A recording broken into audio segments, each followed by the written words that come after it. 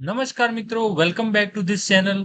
તો આજના વિડીયોમાં આપણે ફરીથી વર્ડ પાવર મેડ ઇઝીના આગળના સેશન જોઈશું. હવે આ સેશન છે 11 અને 12. 11 અને 12 જે સેશન છે એમાં આપણે જે વર્ડ્સ બુકમાં છે એ વર્ડ્સનો આપણે અહીંયા અભ્યાસ કરીશું. ઠીક છે, એના મિનિંગ જાણીશું. ઠીક છે, તો સ્ટાર્ટ કરીએ આપણે. ઓકે, ચલો. તો અહીંયા એક ખાસ વાત એ છે કે અગર તમને વિડીયો અહીંયા પસંદ આવતો હોય, તમે આગળના વિડીયો જોયા હોય, આ વિડીયો જુઓ, તો તમને અગર પસંદ આવતો હોય આ રીતનું, તો તમે કમેન્ટમાં લખી શકો છો. ઠીક છે, તો મને છે ને એ મોટિવેશન પણ મળે, તો આ પ્રકારના વિડીયો બનાવી. બરાબર, તો શું છે કે આ વોકેબ તમારી મજબૂત થશે. રાઈટ, ચલો. તો હવે આગળ વધીએ આપણે. તો આપણે અહીંયા શું કરીએ છીએ કે જે રૂટ વર્ડ છે એ રૂટ વર્ડ થ્રુ આપણે ઇંગ્લિશ વર્ડ જે બનેલા છે એને આપણે જાણીએ છીએ કે કયા વર્ડ્સ કયા રૂટ વર્ડ પરથી બનેલા છે. અને આપણે રેફરન્સ લઈએ છીએ વર્ડ પાવર મેડ ઇઝી. બરાબર, એ બુક તમે જાતે ખરીદીને વાંચી શકો છો અને તૈયાર કરી શકો છો, યા તો તમે વિડીયો જોઈને પણ શીખી શકો છો. બંને સેમ જ છે. ઓકે, તમારે વિડીયો ના જોવો હોય તો બુક પરથી તમે જોઈ શકો, પરંતુ બુક જે છે એ પૂરેપૂરી ઇંગ્લિશમાં છે. તો તમે એક કામ કરી શકો કે આ વિડીયો જુઓ પછી બુકને વાંચો તો વધારે ખ્યાલ આવશે. રાઈટ, જેથી કરીને આમાં એવું છે કે તમારી વોકેબ ખૂબ જ સ્ટ્રોંગ થઈ જશે આનાથી. ઠીક છે, ચલો. અને ઇંગ્લિશ શીખવામાં પણ તમને મજા આવશે. તો ચલો આપણે સેશન શરૂ કરીએ. હા, તમારા કોઈ ક્વેશ્ચન હોય, તમને કોઈ મૂંઝવતા ક્વેશ્ચન હોય કોઈ ટોપિક વિશે, તો તમે કમેન્ટમાં લખજો, તો એ ટોપિક ઉપર આપણે વિડીયો બનાવવાનું કરીશું. ઠીક છે, હું વિડીયો બનાવીશ શક્ય છું. ઓકે, ચલો. તો અહીંયા ફર્સ્ટ આપણો રૂટ વર્ડ છે. આ જે છે હું અહીંયા રૂટ વર્ડ લખ્યું છું. બરાબર, પછી એના પરથી આપણે જે વર્ડ બને છે અહીંયા. રાઈટ, તો અહીંયા આપણો રૂટ વર્ડ કયો છે? પહેલા આપણા રૂટ વર્ડ છે એન્થ્રોપોઝ. એન્થ્રોપોઝ એ ગ્રીક વર્ડ છે. હવે એના પરથી એનો મતલબ થાય છે મેનકાઇન્ડ, એટલે હ્યુમન બીંગ. ઓકે, અને લોગોઝ, તો લોગોઝ નો મતલબ થાય છે સાયન્સ અથવા સ્ટડી. હવે અહીંયા બહુ એટલો બધો હેડેક લેવાની જરૂર નથી કે આ યાદ રાખવું પડશે. આ ઓટોમેટિક યાદ રહી જશે. ઠીક છે, કે તમે જેમ જેમ વર્ડ્સ બધા તૈયાર કરતા જાઓ એમ તમને ખ્યાલ આવતો જશે કે લોગોઝ નો મતલબ શું થાય. એટલા માટે બરાબર, એટલે બહુ અહીંયા હેડેક લેવાની જરૂર નથી, બહુ ચિંતા કરવાની જરૂર નથી કે આનો મતલબ યાદ રાખવો પડશે, આ કેવા વર્ડ છે, એનું પ્રોનાઉન્સિએશન શું થાય. It doesn't matter. આ તો જસ્ટ આપણી ઇન્ફોર્મેશન માટે છે કે એ વર્ડ્સ કઈ રીતે બન્યા છે. વાસ્તવમાં આપણે યાદ રાખવાના છે અહીંયા જે વર્ડ હોય તે. ઓકે, તો જુઓ હવે આ કઈ રીતે એન્થ્રોપોલોજી. હવે એન્થ્રોપોલોજીમાં તમે જુઓ અહીંયા એન્થ્રોપોઝ અને લોગોઝ નો લોજી લાગેલું છે. બરાબર, એન્થ્રોપોઝ પ્લસ લોગોઝ ઉપરથી શું બનેલું છે? જો એન્થ્રોપોઝ, તો એન્થ્રોપો, લોગો ઉપરથી લોજી. હવે લોજી એટલે કે સાયન્સ યા તો સ્ટડી, એવો એનો મતલબ થાય. અને એન્થ્રોપોઝ મતલબ મેનકાઇન્ડ, એટલે કે મેનકાઇન્ડ નો અભ્યાસ યા તો મેનકાઇન્ડ નું સાયન્સ, એવો એનો કંઈક મતલબ થતો હશે. બરાબર, જુઓ તો સ્ટડી ઓફ હ્યુમન બીંગ્સ છે ને, કે સ્ટડી ઓફ હ્યુમન બીંગ્સ એટલે હ્યુમન બીંગ્સ નો અભ્યાસ કરવો. ધેર કલ્ચર એન્ડ ડેવલપમેન્ટ, એટલે કે જે માનવ જાત છે એની સંસ્કૃતિ, એના ડેવલપમેન્ટ નો અભ્યાસ કરતું સાયન્સ યા તો અભ્યાસ કરતી સ્ટ્રીમ યા તો એનો અભ્યાસ કરવો, તો એને શું કહેવાય? એન્થ્રોપોલોજી. આ એક શાખા છે એન્થ્રોપોલોજી, જે માનવ અને તેની સંસ્કૃતિ, એના ડેવલપમેન્ટ વિશેનો અભ્યાસ કરે છે. ઓકે, તો એને શું કહીશું આપણે? એન્થ્રોપોલોજી. રાઈટ, ઓકે, ચલો. હવે આપણે નેક્સ્ટ વર્ડ જોઈએ. નેક્સ્ટ વર્ડ છે આપણો કયો? એન્થ્રોપોલોજિસ્ટ. હવે જુઓ અહીંયા આઈએસટી લાગી જાય ને, એન્થ્રોપો પરથી તમને ખ્યાલ આવી જાય કે માનવજાત. એન્થ્રોપોલોજિસ્ટ લોગોસ પણ છે એમાં, એટલે કે માનવજાતનું સાયન્સ પણ, પરંતુ અહીંયા આઈએસટી લાગેલો છે. તો એ શું થાય? એનું નિષ્ણાંત છે, એ જે તે શાખા છે, જે એન્થ્રોપોલોજી જે શાખા છે આપણી, તો એનો સાયન્ટિસ્ટ યા તો એનો એક્સપર્ટ, તો એને શું કહીશું? એન્થ્રોપોલોજિસ્ટ. જેમ કે ડેન્ટિસ્ટ, આપણે આગળ જોયા છે, આગળ આઈએસટી સફિક્સ લાગેલો હોય તો શું હોય કે એનો મતલબ શું થાય? તો એનો એક્સપર્ટ, એવો અહીંયા મતલબ થાય છે. બરાબર, તો એન્થ્રોપોલોજીનો એક્સપર્ટને શું કહેવાય? એન્થ્રોપોલોજિસ્ટ. કે જે પર્સન માનવ સંસ્કૃતિને તેનો અભ્યાસ કરતું જે સાયન્સ છે એનો અભ્યાસ કરે છે, એટલે કે પોતે એનો અભ્યાસ કરનાર વ્યક્તિ, સાયન્ટિસ્ટ, એને શું કહેવાય? એન્થ્રોપોલોજીનો અભ્યાસ કરતો વ્યક્તિ, એને શું કહેવાય? Anthropologist. Person who studies human their culture and development, એટલે કે માનવ અને તેની સંસ્કૃતિનો અભ્યાસ કરનાર સાયન્ટિસ્ટ તો વ્યક્તિ, એને શું કહીશું આપણે? એન્થ્રોપોલોજિસ્ટ.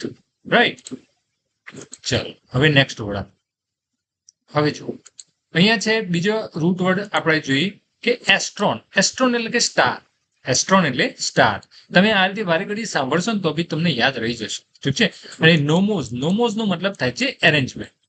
ઓકે, યા તો લો એન્ડ ઓર્ડર એટલે કે ગોઠવણી એક પ્રકાર. બરાબર. હવે તમે જુઓ સ્ટાર અને ગોઠવણી એવું કંઈક આપણને મતલબ ખ્યાલ આવે. બરાબર. તારા અને એની ગોઠવણી. તો જો અહીંયા વર્ડ છે આપણો એસ્ટ્રોનોમી. હવે એસ્ટ્રોન, એસ્ટ્રોન પરથી એસ્ટ્રો, નોમોસ પરથી નોમી. એટલે કે જો અહીંયા સ્ટાર એન્ડ યુનિવર્સ એટલે કે તારા આવે ઓબ્વિયસલી એટલે કે યુનિવર્સ બ્રહ્માંડની વાત આવે. બરાબર. તો તારા અને બ્રહ્માંડનો અભ્યાસ એને શું કહીશું? એસ્ટ્રોનોમી. આ એક શાખા છે. આ શાખા શું કરે છે કે તારા અને યુનિવર્સ એટલે કે બ્રહ્માંડનો અભ્યાસ કરે છે. બરાબર. તો એ શાખાને શું કહીશું આપણે? એસ્ટ્રોનોમી. તારા અને બ્રહ્માંડનો અભ્યાસ કરો. બરાબર. એને શું કહેવાય? એસ્ટ્રોનોમી. હવે એનો અભ્યાસ કરતો વ્યક્તિ એનો સાયન્ટિસ્ટ એને શું કહીશું? Astronomer. A scientist who study star and space એટલે કે જે અવકાશ યા તો યુનિવર્સ અને સ્ટાર તારાઓનો અભ્યાસ કરતો જે વ્યક્તિ છે એનો સાયન્ટિસ્ટ છે એને શું કહીશું આપણે? એસ્ટ્રોનોમર. રાઈટ. આ રીતે તમે જુઓ કે આ રૂટ વર્ડ આપણને ખ્યાલ હોય ને તો આપણે એનો મતલબ શું થતો છે આપણે એઝ્યુમ કરી શકીએ. રાઈટ. તો એની એમ મજા છે કે એના પરથી આપણને આ વર્ડ જે છે ઇઝીલી યાદ રહી જાય અને આપણને કઈ એક અલગ જ પ્રકારની ફિલિંગ આવે આ રીતે યાદ રહી જાય એટલે. ઠીક છે. કે આપણને વર્ડ એક્ઝેક્ટલી કઈ રીતે બનેલો છે એ ખ્યાલ આવે. કયા ગ્રીક વર્ડ પરથી કે કયા લેટિન વર્ડ પરથી બનેલો છે, રૂટ વર્ડથી જ આ ઇંગ્લિશ વર્ડ બનેલા છે એટલા માટે. ઓકે, ચલો હવે જોઈએ આગળનું. આ આપણે જોઈ લીધું તો કે તારાઓને અભ્યાસ કરનાર વ્યક્તિ એસ્ટ્રોનોમર આપણે જોયું. તારાને અવકાશનો અભ્યાસ કરનાર વૈજ્ઞાનિક. હવે એસ્ટ્રોનોમિકલ. એસ્ટ્રોનોમિકલ એટલે અવકાશ સંબંધિત. તારાઓ સંબંધિત, સ્પેસ સંબંધિત એને શું કહેવાય? એસ્ટ્રોનોમિકલ. એ એડજેક્ટિવ છે. એસ્ટ્રોનોમીનો એડજેક્ટિવ શું થાય? એસ્ટ્રોનોમિકલ. નેક્સ્ટ છે આપણો રૂટવર્ડ જે એસ્ટ્રોન. કયો છે? એસ્ટ્રોન એટલે સ્ટાર આપણે જોયું. અને લોગોસ સાયન્સ સ્ટડી જો વારે ઘડી આવતા રહેશે એટલે તમને ઇઝીલી યાદ રહી જશે. તારાઓનું સાયન્સ. બરાબર. એ રીતે હવે જુઓ એસ્ટ્રોલોજી. લોગોસ એટલે કે સ્ટડી કરવું. બરાબર. અહીંયા સ્ટડીના મતલબમાં છે. એસ્ટ્રોન એટલે સ્ટારનું સ્ટડી કરવું એટલે કે તારાઓનું સ્ટડી કરવું. પરંતુ આ જે એસ્ટ્રોલોજી જે ફિલ્ડ છે એ શું કરે છે? એમાં શું હોય છે કે તારાઓને ગ્રહો દ્વારા ભવિષ્ય કહેવાની પદ્ધતિ એને શું કહીશું? એસ્ટ્રોલોજી. આ વર્ડ તમે સાંભળ્યો છે, એસ્ટ્રોલોજી. હવે એસ્ટ્રોન એટલે તારાઓ. બરાબર. લોગોસ એટલે એની સ્ટડી. જુઓ તમને હવે એકદમ આમ શું કહેવાય કે ખ્યાલ આવી જ જાય કે હા આ વર્ડ કઈ રીતે બન્યો છે. હવે તમે જ્યારે એસ્ટ્રોલોજી સાંભળશો ત્યારે તમને ખ્યાલ હશે કે એસ્ટ્રોન આ કઈ રીતે બનેલો છે. એસ્ટ્રોન પ્લસ લોગોસ એટલે કે એસ્ટ્રોલોજી. તો તારાઓની ગોઠવણી પરથી જે ભવિષ્ય કહેવાની પદ્ધતિ છે એને શું કહીશું આપણે? એસ્ટ્રોલોજી. અને એસ્ટ્રોલોજર. એસ્ટ્રોલોજરને શું કહેવાય કે જે આ પ્રેક્ટિસ કરતો એસ્ટ્રોલોજીનો. બરાબર. જે પર્સન હોય એને શું કહીશું આપણે? એસ્ટ્રોલોજર. રાશિ અથવા તારાઓ દ્વારા ભવિષ્ય કહેનાર વ્યક્તિ એને કહેવાય એસ્ટ્રોલોજર. જ્યોતિષ જેને આપણે ગુજરાતીમાં કહીએ. બરાબર. તો એ રીતે. હવે જુઓ નોટ્સ. હવે નોટ્સ નો મતલબ સેલર. હવે સેલર એટલે કે જે દરિયામાં જે હોડી લઈને જતા હોય, જે ચલાવનાર હોય એને કહેવાય સેલર. બરાબર. એનો ઇંગ્લિશમાં સેલર વર્ડ છે જ. તો એનો મતલબ થાય કે જે વહાણ કે હોડી ચલાવતા હોય એ વ્યક્તિ એને કહેવાય સેલર. હવે અહીંયા એસ્ટ્રોનોટ. નોટ જો આવી. બરાબર. એસ્ટ્રોન એટલે સ્ટાર અને નોટ્સ એટલે સેલર. એટલે તારાઓ વચ્ચે એટલે તારાઓ અને તારાઓની વચ્ચે જે સેલિંગ કરતા હોય. સેલિંગ એટલે ત્યાં હોડી કે સ્ટીમર લઈને એવું તો કંઈ જવાય નહીં. બરાબર. પરંતુ ત્યાં આપણે અવકાશયાન દ્વારા જતા હોય તો એસ્ટ્રોનોટ આપણે કહીએ છીએ કે જે અવકાશમાં જનાર પર્સન હોય એને શું કહીશું આપણે? એસ્ટ્રોનોટ. આ વર્ડ તમે સાંભળ્યો જ હોય પરંતુ કઈ રીતે બનેલું છે એ તમને અત્યારે ખ્યાલ આવે. રાઈટ. તો નોટ્સ નો મતલબ થાય સેલર. ઓકે. ત્યાં અને એસ્ટ્રોન એટલે સ્ટાર એટલે તારાઓ યા તો સ્પેસ અવકાશમાં જે સેલ કરે છે એટલે અવકાશમાં જનાર વ્યક્તિ. Seller among the star person who travel in the space. બરાબર. એટલે કે અવકાશમાં જે પર્સન ટ્રાવેલ કરે છે. બરાબર. એને કહેવાય એસ્ટ્રોનોટ. રાઈટ. તમને કોઈ એસ્ટ્રોનોટનું નામ આવડતું હોય તો તમે કમેન્ટમાં લખજો. ઓકે.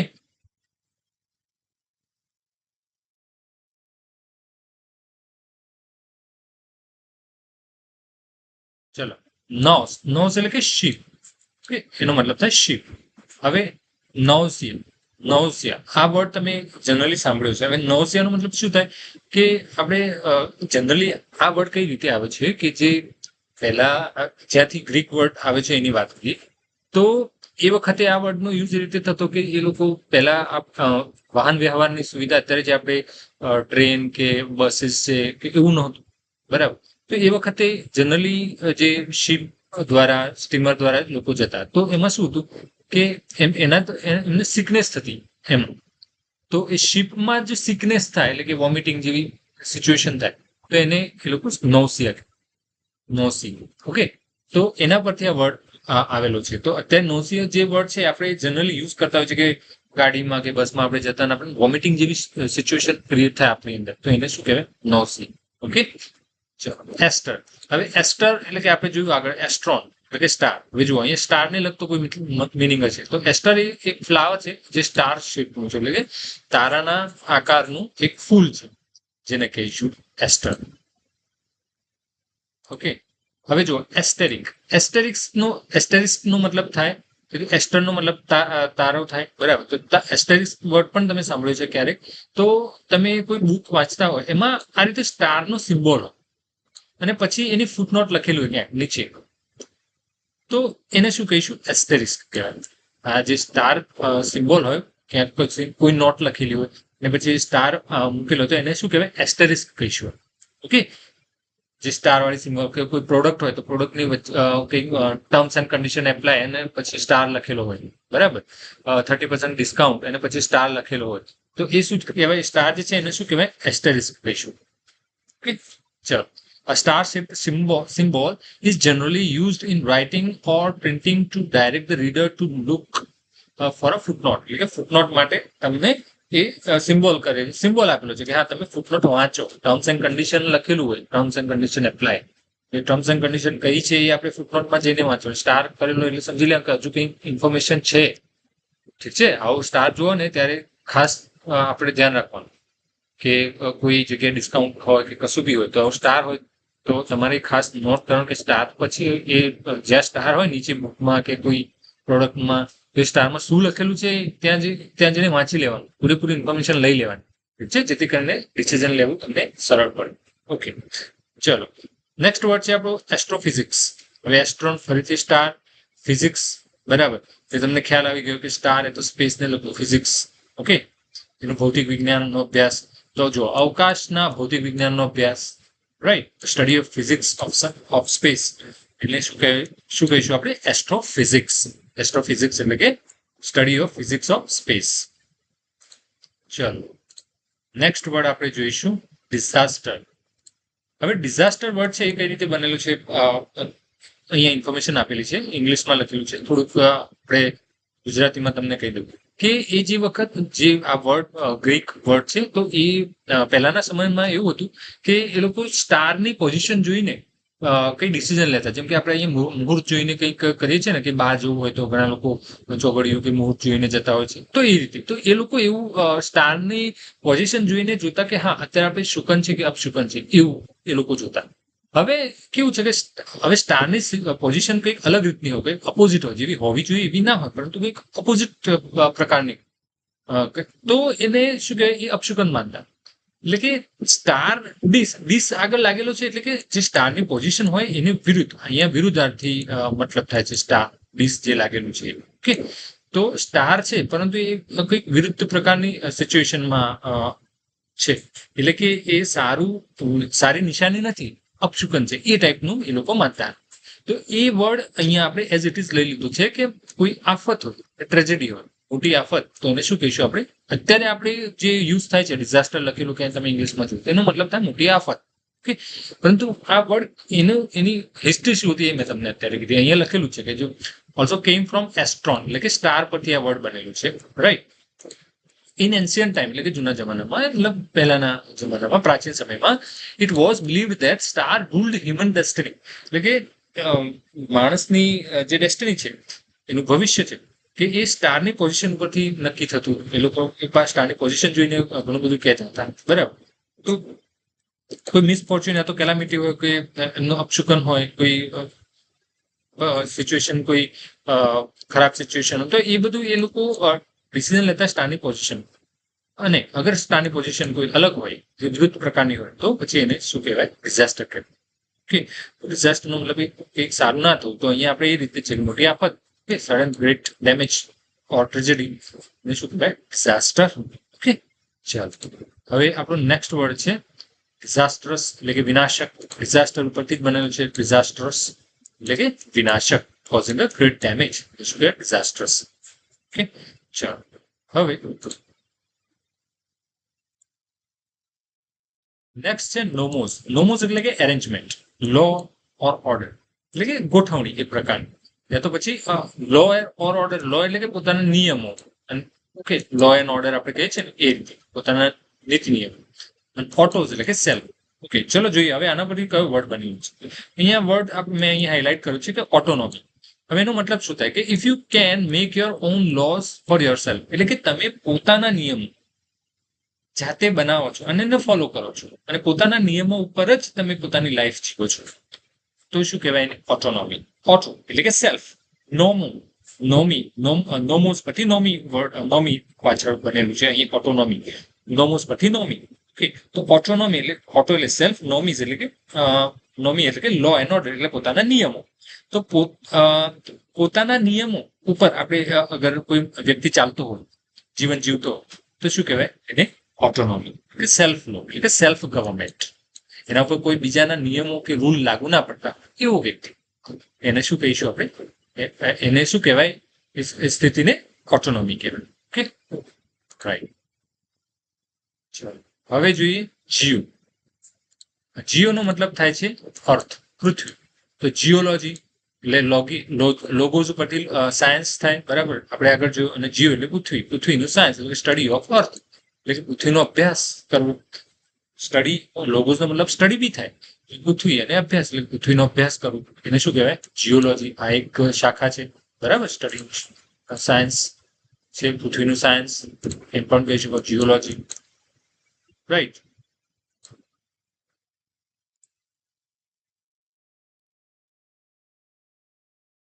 નેક્સ્ટ વર્ડ છે આપણો જીઓમેટ્રી. જીઓમેટ્રીનો મતલબ થાય study of shapes and figures, કે આકાર અને આકૃતિનો અભ્યાસ. જો મેટ્રોન એટલે કે મેજર કરવું, જીઓ એટલે કે પૃથ્વી, પૃથ્વીને માપવું, એટલે પૃથ્વીનો ઇન ધ સેન્સ કે પૃથ્વી પરના જે શેપ છે, કે રાઉન્ડ શેપ ને બધા જે શેપ છે, એને આપણે મેજર કરવાનું જે શાખા છે એને કહેવાય જીઓમેટ્રી, એનો અભ્યાસ. ઓકે, તો જીઓમેટ્રી આપણી સબ્જેક્ટ પણ હોય છે, જેમાં આપણે સ્ક્વેર, રાઉન્ડ, ક્યુબ, આના બધા આપણે ક્ષેત્રફળ, ઘનફળ શોધતા હોઈએ છીએ. તો શું કરતા? એ મેઝરમેન્ટ કરતા હોય છે, બરાબર? એટલે પૃથ્વી પરના જે શેપ છે એને આપણે મેજર કરતા હોઈએ છીએ. The study of shapes of and figures, એટલે કે આકાર અને આકૃતિનો અભ્યાસ, એને શું કહેવાય? જીઓમેટ્રી. પછી જીઓમેટ્રિશિયન એટલે કે જે જીઓમેટ્રીનો એક્સપર્ટ હોય એને શું કહીશું આપણે? જીઓમેટ્રિશિયન. ઓકે, ચલો એ તો તમને ખ્યાલ આવી ગયો છે, જીઓમેટ્રિશિયન એટલે કે જીઓમેટ્રીનો નિષ્ણાત. ઓકે, ચલો જીઓગ્રાફી. હવે ગ્રાફેન એટલે કે લખવું, જીઓ એટલે કે પૃથ્વી, અર્થ એટલે પૃથ્વી, અને લખવું એટલે શું થાય? કે પૃથ્વી વિશે લખવું, એને શું કહેવાય? જીઓગ્રાફી. એટલે કે સ્ટડી, એનો અભ્યાસ કરવો, સ્ટડી કરવો. કે જેમ કે આપણે જીઓગ્રાફી છે કે પર્વતો, નદી, જમીનો વિશે આપણે અભ્યાસ કરતા હોઈએ છીએ, તો એ શું છે? એ કયો સબ્જેક્ટ કહેવાય? જીઓગ્રાફી કહેવાય. એટલે બેઝિકલી આપણે પૃથ્વીને સમજીએ છીએ, એનું ભૂગર્ભ સમજીએ છીએ, અવકાશ વિશે પણ સમજતા હોઈએ છીએ, વાતાવરણમાં કયા કયા વાયુ હોય છે, આ બધું શેમાં આવે? જીઓગ્રાફી. એટલે શું છે? બેઝિકલી આપણે પૃથ્વીનો જ અભ્યાસ કરતા. જીઓ અને ગ્રાફેન એટલે કે એનું લખાણ, એટલે કે પૃથ્વીનો અભ્યાસ કરીને જે લખાયેલું હોય એને આપણે અભ્યાસ કરીએ છીએ, રાઈટ?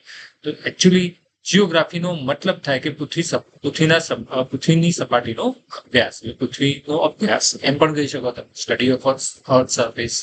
ઓકે, ચલો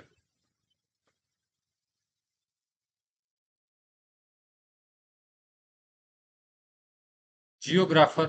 હવે જીઓગ્રાફરનો મતલબ શું થાય? વન હુ સ્ટડીઝ જીઓગ્રાફી, જે જીઓગ્રાફીનો અભ્યાસ કરે છે એને જીઓગ્રાફર કહેવાય, એટલે ભૂગોળનો અભ્યાસ કરનાર વ્યક્તિ. એટલે જીઓગ્રાફિક એટલે ભૂગોળ સંબંધિત, રિલેટેડ ટુ જીઓગ્રાફી. આ એડજેક્ટિવ છે, બરાબર? એ રીતે. ચલો નેક્સ્ટ વર્ડ છે બાયો એટલે લાઈફ. જો અહીંયા બાયોલોજી, લોગોસ એટલે કે રાઈટ, સ્ટડી. લોગોસ એટલે સ્ટડી કરવું, એનું સાયન્સ. બાયો એટલે લાઈફ સાયન્સ એટલે કે જીવનનો વિજ્ઞાન, જીવનનો અભ્યાસ કરવો એટલે કે જીવ વિજ્ઞાન. એ પણ કહી શકાય. આપણે સબ્જેક્ટ આવે છે બાયોલોજી, જેમાં જીવ વિજ્ઞાન વિશે અભ્યાસ કરતા હોય છે. તો જીવ વિજ્ઞાન કેમ કહેવાય છે કે બાયો એ વર્ડ કઈ રીતે બનેલું છે ખ્યાલ આવી ગયો છે તમને. બાયો એટલે કે લાઈફ, લોગોસ ઉપરથી સાયન્સ એટલે કે જીવનું સાયન્સ નો અભ્યાસ કરવો. ઓકે, એને એ કઈ શાખા કહેવાય? એને બાયોલોજી. પછી બાયોગ્રાફી છે. જો બાયોગ્રાફી, બાયો એટલે સેલ્ફ, ગ્રાફી એટલે લખવું, પોતાના વિશે લખવું, એને શું કહેવાય? બાયોગ્રાફી. પરંતુ એ બીજા દ્વારા લખાયેલી સ્ટોરી હોય, પોતાની સ્ટોરી. જેમ કે કોઈ તમે બાયોગ્રાફી જોઈ હોય, એનું જીવન વૃત્તાંત કહેવાય કે જીવનનું વર્ણન કોઈનું લખેલું હોય, તો એ વર્ણન કોઈ બીજાએ લખેલું હોય તો એને બાયોગ્રાફી કહેવાય. પરંતુ એ વ્યક્તિ પોતે લખેલું, પોતે એટલે કે ઓટોનોમી હોય, ઓટોબાયોગ્રાફી હોય તો શું કહેવાય? એને એ વ્યક્તિ પોતે લખેલું છે તો એને શું કહેવાય? ઓટોબાયોગ્રાફી. અહીંયા આગળ ઓટો લગાવી દઈએ. ઓટોબાયોગ્રાફી એટલે વ્યક્તિ જેને જીવન લખ્યું છે, પોતાના વિશે જ એને એક પોતાનું જીવન લખ્યું છે, બરાબર, પોતે જાતે જ. પરંતુ એ વ્યક્તિનું જીવન, જેમ કે સચિન તેંડુલકર છે, એનું જીવન એને પોતે નથી લખ્યું, પરંતુ કોઈ બીજાએ લખ્યું છે. એની બાયોગ્રાફી છે, પરંતુ એનો લેખક કોઈ બીજો છે, તો એને કહેવાય બાયોગ્રાફી, બરાબર. પરંતુ એ સચિન તેંડુલકર પોતે જ લખ્યું પોતાની જીવન વર્ણન, તો એને શું કહેવાય? ઓટોબાયોગ્રાફી. ઓકે, એટલે બાયોગ્રાફી અને ઓટોબાયોગ્રાફીમાં તમને ખ્યાલ આવી જવો છે. ઓટોબાયોગ્રાફીનો મતલબ શું થાય? જો અહીંયા ઓટોબાયોગ્રાફી વર્ડ આપેલો જ છે આપણે, તો ઓટોબાયોગ્રાફીનો મતલબ થાય લાઈફ સ્ટોરી રિટન બાય વનસેલ્ફ, તો તેને જાતે જ લખેલું હોય. અહીંયા છે બાયોપ્સી. બાયોપ્સી એટલે કે testing tissues from the body, એટલે કે શરીરના ભાગનું ટેસ્ટિંગ કરવું. બાયો એટલે કે સેલ્ફ, બોડી એટલે કે શરીરના ભાગનું જે ટેસ્ટિંગ થતું હોય છે, આ એક મેડિકલ ટર્મ છે. ઓકે, તો શરીરના ભાગનું ટેસ્ટ કરવું બાયોપ્સી કહેવાય. અને ઓટોપ્સી નો મતલબ થાય છે exam of dead body to find cause of death, એટલે કે કોઈ ડેડ બોડી હોય એનું ડેથ કોઝ જાણવા માટે જે ક્રિયા થાય એને શું કહેવાય? ઓટોપ્સી. બરાબર, ઓટોપ્સી. હવે છે બોટાન. બોટાની મતલબ પ્લાન્ટ, બરાબર. બોટાની એ પ્લાન્ટનું સાયન્સ એટલે કે સ્ટડી ઓફ પ્લાન્ટ, એને શું કહેવાય? બોટાની. આ એક શાખા છે. તો વનસ્પતિનો અભ્યાસ કરે વિજ્ઞાન ને કહેવાય બોટાની.